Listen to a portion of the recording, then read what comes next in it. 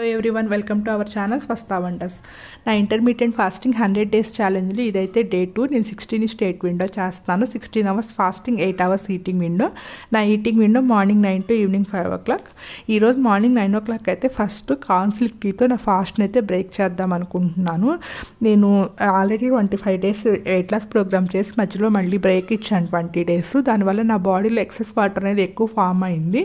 నేను water intake అది సరిగ్గా తీసుకోకపోవడం వల్ల ఇంకా నేను డైట్ అది కరెక్ట్గా ఫాలో చేయలేదు. ఈ 20 days నేను అవుట్ ఆఫ్ స్టేషన్ వెళ్ళడం వల్ల దానివల్ల ఎక్కువగా బాడీలో ఎక్సెస్ వాటర్ ఫామ్ అయింది. ఆ ఎక్సెస్ వాటర్ బయటకు వెళ్ళాలి అంటే కాన్సిల్క్ టీ కానీ లేకపోతే ఎక్కువ వాటర్ తీసుకోవడం, ఇంకా కీరా సలాడ్ ఇలాంటివి తీసుకుంటే త్వరగా మన బాడీలో ఎక్సెస్ వాటర్ అనేది బయటకు వెళ్తుంది. దానికోసం అని చెప్పేసి మార్నింగ్ అయితే ఫస్ట్ కాన్సిల్క్ టీ అయితే ప్రిపేర్ చేసుకుని అది తీసుకున్నాను ఈరోజు.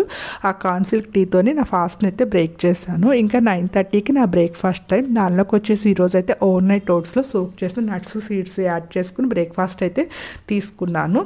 మ్యాక్సిమం మార్నింగ్ టైం బ్రేక్ఫాస్ట్లోకి ఎక్కువ వీలైనంత వరకు రా ఫుడ్ తీసుకోవడానికి ఎక్కువ ట్రై చేస్తాను. కానీ ఇంకా కొంచెం వింటర్ సీజన్ కాబట్టి నాకు ఒక్కొక్క రోజు కొంచెం వేడిగా తినాలనిపిస్తుంది. ఆ రోజే నేను అంటే ఎక్కువ పల్సెస్తో చేసిన దోశ కానీ అలాంటి ఏదైనా తీసుకుంటాను. కానీ మార్నింగ్ మ్యాక్సిమం అయితే రా ఫుడ్కే ప్రయారిటీ ఇస్తాను ఎక్కువైతేను. నేను ఈ వెయిట్ లాస్ ప్రోగ్రామ్ స్టార్ట్ చేయక ముందర కూడా ఎక్కువ వీలైనంత వరకు రా ఫుడ్డే తీసుకునేవాళ్ళం. మార్నింగ్ మా ఫ్యామిలీ అంతా కూడా వీలైనంత వరకు స్ప్రౌట్స్ కానీ overnight oats, vegetable juice ఇలాంటివి ప్రిఫర్ చేసేవాళ్ళము. ఇప్పుడైతే ఇంక నేను 100% కంపల్సరీ మార్నింగ్ రా ఫుడ్ తీసుకోవడానికే ట్రై చేస్తాను. ఒక్కొక్కసారి ఎప్పుడన్నా ఇంకా ఈ చలికి అంటే అప్పుడప్పుడు నాకేమైనా క్రేవింగ్స్ ఉన్నా లేకపోతే వింటర్ సీజన్ కాబట్టి బాగా చల్లగా ఉన్నా ఆ రోజు మాత్రానికి పప్పులతో చేసిన దోశ అయితే ప్రిఫర్ చేస్తాను. ఈ రోజు అయితే ఓవర్ నైట్ ఓట్స్లో సోక్ చేసిన నట్స్ సీడ్స్ యాడ్ చేసి తీసుకున్నాను.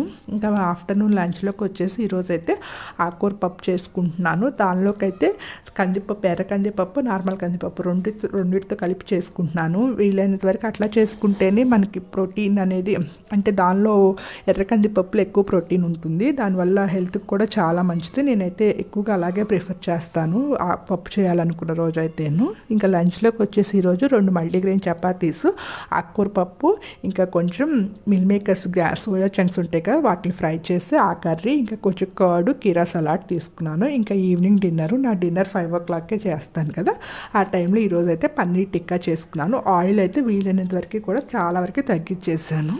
ఇదైతే ఈరోజు నా food menu. Thank you for all. Please like, share and subscribe to my channel.